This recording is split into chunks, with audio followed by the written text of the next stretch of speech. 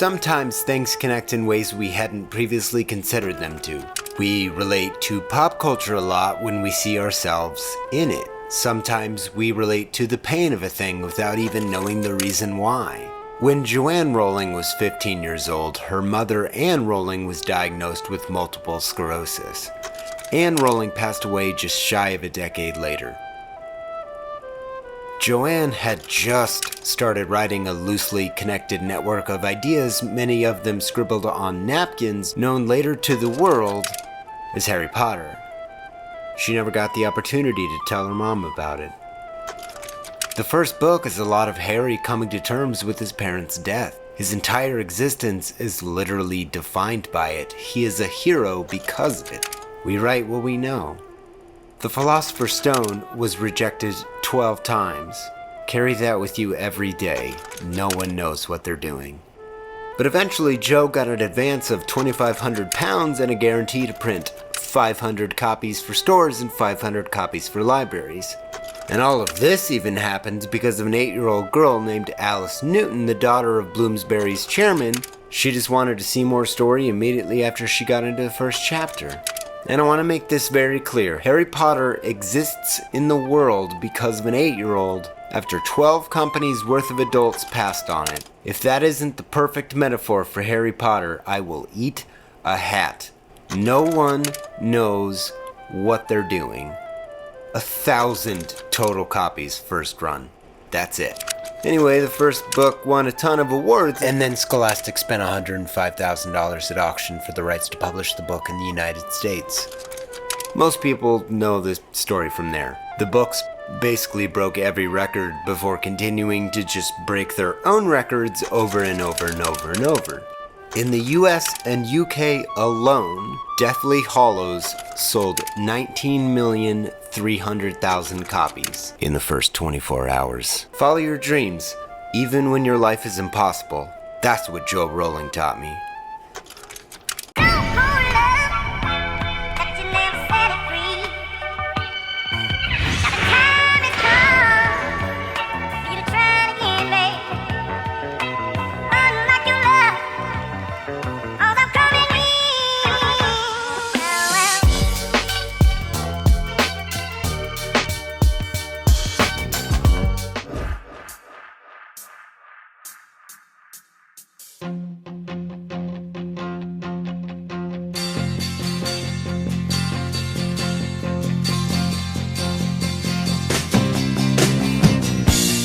Deathly Hallows Part 1 is almost equal parts The Muppet Movie and The Road, sprinkled with a liberal pinch of every rough terrain journey fantasy epic from Kroll to Lord of the Rings, and all of those movies have one thing in common: The Road Movie. Part 1 was written by Steve Kloves, produced by David Heyman, yeah, he produced every single one of these films, and directed by David Yates. The last 4 were also produced by David Barron.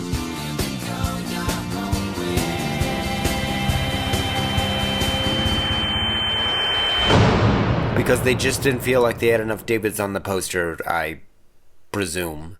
This movie opens with Hermione erasing her own parents' memory of her ever existing.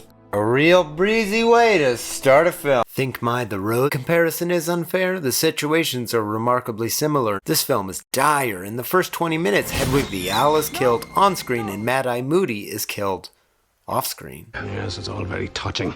Let's go! Which makes this a good time to talk about death in the Harry Potter films. Up until this film, death is treated the same in Harry Potter. It is instant, it is traumatizing, it is not heroic generally. You could argue Dumbledore's death had a vague heroic notion to it, but at the end of the film, that all goes out the window for a second. Splitting this book into 2 films allowed for a few things, but I'll let David number 2 take it away for a second. First of all, can you explain why you decided to split the book into 2 parts? Well, when the idea was first mooted, I thought it was a terrible idea. I mean, we've never done it before. We discussed doing it on the 4th book. As the books got larger, we made a decision to tell the story from Harry's point of view.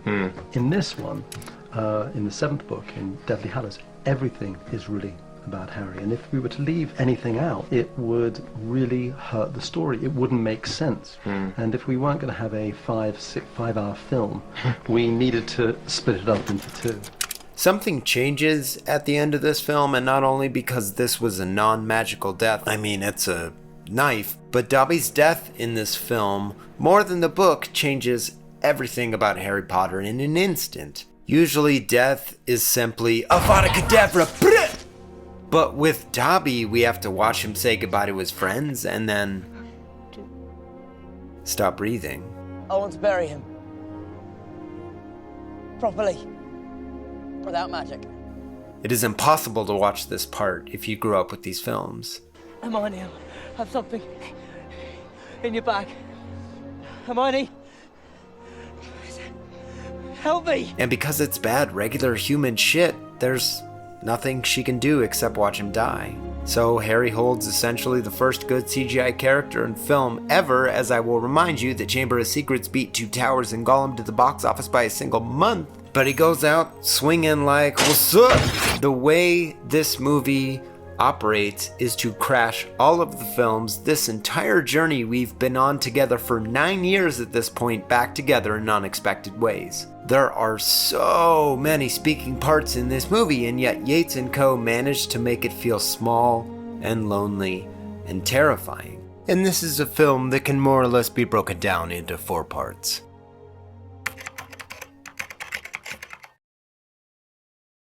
Hit it.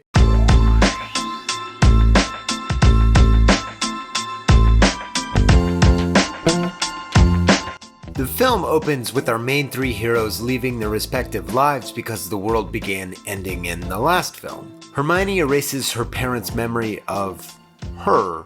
Harry watches the Dursleys abandon him, presumably for the last time. And Ron deals with living in a tiny house with his huge family, which would line up as a reasonable complaint if the Weasleys weren't known to produce TARDIS tents at the shake of a hat. I like the bit when someone says it's bigger on the inside. Or to give it a different read, Harry and Hermione, though coming from substantially different upbringings, end up in essentially the same place. Hermione makes the decision to become an orphan for her parents' safety, an irreversible decision, leaving her and Harry in a place that Ron is distinctly not, without parents and a family to lean on. As of the beginning of this movie, Harry and Hermione are the same. That's a huge sacrifice she makes and does it silently without complaint. I know David number 2 said that the films now focus on Harry, but if you take a moment to consider Hermione Granger's position, it puts a lot of the stuff in the tent into greater focus. This is a movie about trying to figure out the plan your elusive and generally neglectful father figure bequeaths to you and your only real family by solving a series of obtuse riddles with the clock running in the background in order to save the world from maniacally pure evil. Even in death, always the showman. The book and movie consciously make a blatant decision to upset their own formula and strike out anew as the full tapestry of story is pulled together for the big dramatic conclusion. People composed of the Order of the Phoenix, themselves composed from movies as far back as The Prisoner of Azkaban, come up with a plan to take Polyjuice Potion, an item introduced in the second film that can disguise 7 other people as Harry Potter, and run Voldemort into power lines. Reincorporation, thy name is Gryffindor! I like the way this film escalates tension too, because moving Harry from one location to another is doable, but at the cost of a teacher, an owl, and an ear, but they do manage to get him there, so good on you, Order of the Bird People. And after this, for a moment, they think, what can possibly be the harm in having a wedding in a tent for Fleur and Bill Weasley after one of our friends was murdered and the brother of the groom was maimed? Oh, that question answers itself. The answer is immediately? Okay. The Minister of Magic is assassinated and they are informed magical society has fallen and they're all about to die. The ministry has fallen. The Minister of Magic is dead. So that is what can go wrong. Teach you to wear 15 unpopped collars, Elpheus. Got him. The adults again decided it was okay to let down their guard and have a wedding, and they were wrong and people died. Again. From the jump, we are on the run. Anyway, now that society has failed completely and a fairly expedient coup has taken place, the kids escape from immediate danger to wander and wonder about their mission, now fully up against the wall with little to no aid as we enter.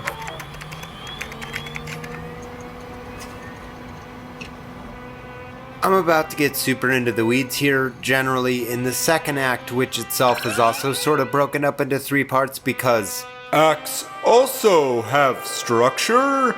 The first part of Act 2 is generally known as fun and games, where the screenwriter will execute on the basis of a premise in such a way that the audience will feel satisfied they got what they paid for while being satiated thematically, whether the audience realizes it or not. That's why Iron Man is a serious 1-act cave play, and then Iron Man busts just shit out the cave and gets pretty hyped about his personal transformation reaching a new area of exploration. So now we can act 2 on some fools, but his newly dying mentor and cave friend said, "Hey, you gotta earn this, bud." So Iron Man goes back to his weapons company and says, "We aren't making weapons anymore, weapons company I own," but then he simultaneously makes the decision to become an actual literal weapon because Iron Man does theme karate. Fun and games is basically where you execute on all the fun little things you can do with a premise without exploring absolutely any of the troubling socio-economical or ethical implications of a vigilante executing people on foreign soil with absolute zero oversight. Which Marvel did acknowledge and make a film about. I'm not throwing a stone. I told you I was about to get into the weeds, and hello, we have arrived at our inevitable forest. And I don't generally talk in those terms because if you're trying to tear a story down to its bones, all of the stories will look like bones. The nuance with which talented artists and actors build skin and muscle on those bones is what I find personally fulfilling on a human level, so that's what I focus on. I don't mean that as a critique of the people putting out amazing content like lessons from the screenplay that delves into the nigh infinite mechanics of that profession. I'm just saying I've seen people use those structures to make it seem like films are saying way less than they are. I spew forth with all of this grandiloquent buffoonery to say I really enjoy that. Yeah, they let the fun flag fly because this is the actual last time that the franchise really gets to take a beat and have fun with silly magic polyjuice stuff. Which is clever as hell, and here's why, because it doubles as a super efficient checkup on the state of the magical world. We see the villain's team from the villain's side. The foundation of the magical world has been ruptured, the definitively world-changing stakes set. We got what we came for. Let's go be sad in the forest. For a spell. Did you see what I did there?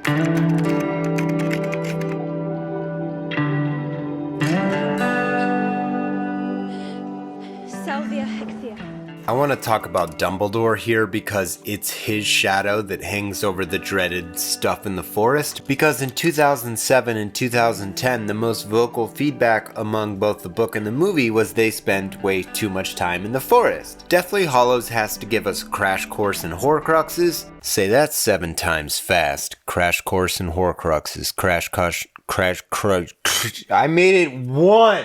Deathly Hallows has to give us a crash course in Horcruxes, essentially breaking up pieces of your soul into things like diaries so you can live forever. The catch is you gotta do a murder and some general all-purpose evil stuff to make them work. Albus Percival Wulfric Brian Dumbledore is in 9 Harry Potter movies, and he manipulates people in 9 Harry Potter movies, and in 2 of those, he's already dead. I'm not saying his intentions aren't pure, because absolutely they are and were, and he cares about Harry and all those kids a great deal, but he also caused them to be charitable, let's say a mountain of undue stress. Oh, did you want simple instructions on how to destroy the fractured soul of malevolent evil? Ooh, enjoy my riddles. Which brings us to the forest. The moment the heart and core of the Harry Potter franchise collapses under the weight of the world on top of them. You think I don't know how this feels? Oh, you don't know how it feels! Your parents are dead! You have no family!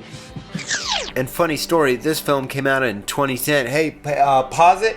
So this moment right here, where the 2 people who have lived their entire life under duress, both now orphans, and one of their boyfriends fell to the exact pressure they are dealing with and jogged. You have no family! Right on. They stop, look into each other's eyes, and they're like, I adore how subtle this moment is. What if maybe it was us? Let's go back to work. I think it's interesting in 2014 that Rowling was like, Yeah, maybe Harry and Hermione were supposed to get married actually, which is hilarious because now it's all of us perpetually living in that moment, forever thinking about the mistakes we made. Harry Potter, congratulations. Welcome to middle age.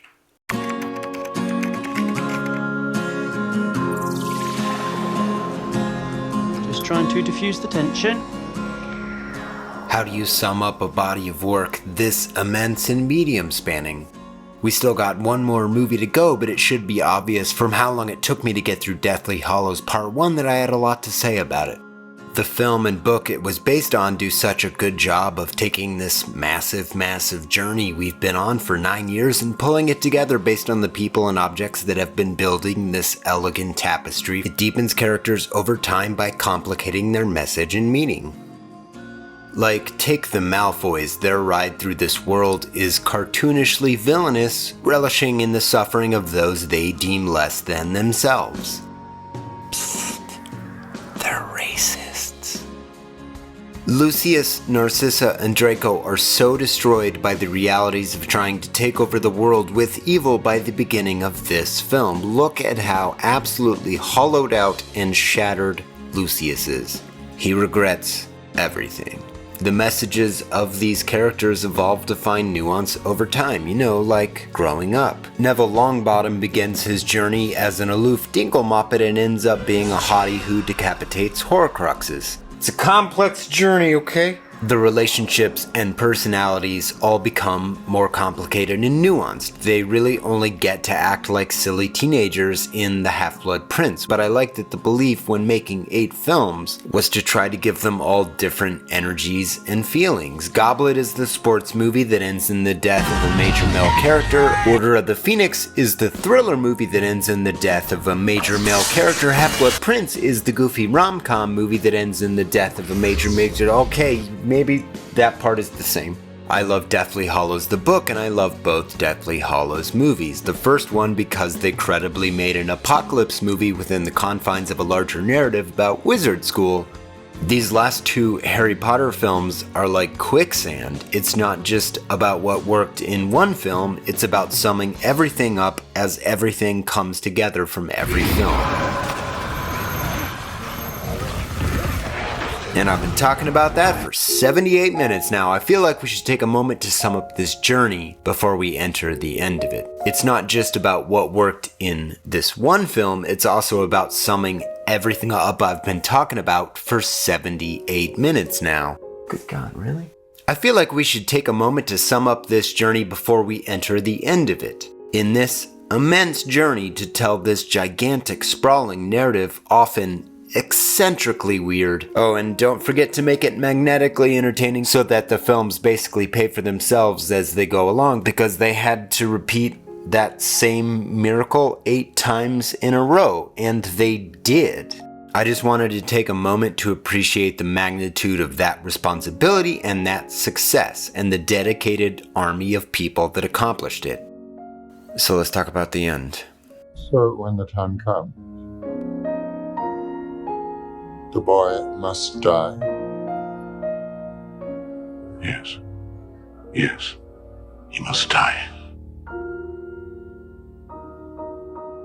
The boy who lived died. A bit of a gut punch of a final reveal to his story. The powers that be actually knew Harry was one of Voldemort's Horcruxes, so for malignant evil to be destroyed, he too would also have to die. They're the worst sort of muggles imaginable. They really are. The only family he has. But continue having him risk his life to save yours and your schools for his entire life, fully unaware of this information. I find these 5 words poignant in their simplicity. They imply their own mythology, but could also be taken as a criticism of the power structure that would allow such an event to take place. Oh, and can we talk about the fact that Snape dies because of a technicality where Voldemort has to kill him so his super wand works again, or at least thinks that's what needs to happen? While you live, the Elder Wand cannot truly be mine. Not because Snape's betrayal was ever uncovered, and then the ultimate reveal beyond that is that he didn't even really need to die Why didn't it work for him, the Elder Wand? It answered to somebody else. When he killed Snape, he thought the wand would become his. The wand never belonged to Snape. It was Draco who disarmed Dumbledore that night in the astronomy tower. Because in Harry Potter, death ain't fair. Severus Snape spent the rest of his life serving an impossible man who openly manipulated and pressured him into doing so. He intends to hunt them down now, to kill them. Fight them all. I beg you. What will you give me in exchange, Severus? Anything.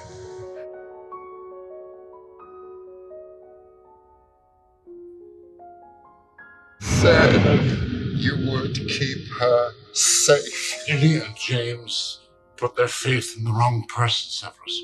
Rather like you. The boy survives. Doesn't need protection. He has her eyes. If you truly loved her. Snape grew up with a best friend who fell in love with an edgelord who constantly bullied him, and Gaslightador made him go undercover, protecting a boy he resents on principle. And just to get this all straight, You've kept him alive so that he can die at the proper moment. You've been raising him like a pig for slaughter. Don't tell me now that you've grown to care for the boy. yo, Dumbledore, go to jail. The boy who lived had to explain to his best friends that the next thing he had to do was die. Harry spends 7 books and 8 films saying, I gotta do this on my own, because in the end, he does sort of have to do this on his own. Doesn't matter that life, that the universe, that existence itself isn't fair. You have responsibilities. I'm ready to die. Harry Potter, the boy who lived. Harry Potter answers life's deep questions, the ones you're afraid to ask. Does it hurt? Ultimately, you can boil the entire series down to being able to accept death as a natural part of life, even if it is the unnatural that causes it. Potter has a huge case that the world did him dirty. A dude murdered a piece of his soul into a baby he had just freshly orphaned. Almost like this whole power structure thing is a metaphor.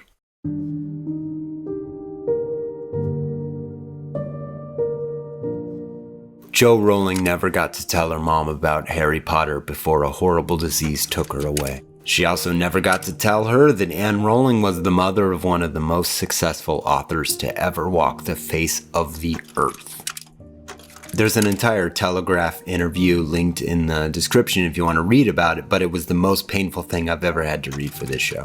Imagine if one of your favorite things on earth was born out of the disease you already have and the pain it causes in its wake. Super dope. I wanted to celebrate the films and the books on the levels that they should be celebrated for being endlessly creative joy fountains. The books make the movies better and the movies make the books better. You don't have to pick a favorite because the two things are working in concert. Deathly Hallows also happens to kill the most characters, generally in ways you find out after the fact, as it's to undercut the earned successes. That's how Harry Potter has always operated. You win! Whoops, but you also lose! It's Fred because it's supposed to hurt. You okay, Freddy? Yeah. Me too. And a slew of different artists got to paint with their own perspective of what that means to them. My books are largely about death. They open with the death of Harry's parents. There is Voldemort's obsession with conquering death and the quest for immortality at any price. The goal of anyone with magic. In the first book, it was the good guys who were trying to become immortal. The Resurrection Stone. The desire to bargain with death is the corrupting influence. Magic is simply the vehicle to explore that emotion and hopefully entertain the hell out of you along the way. You cannot bargain with death.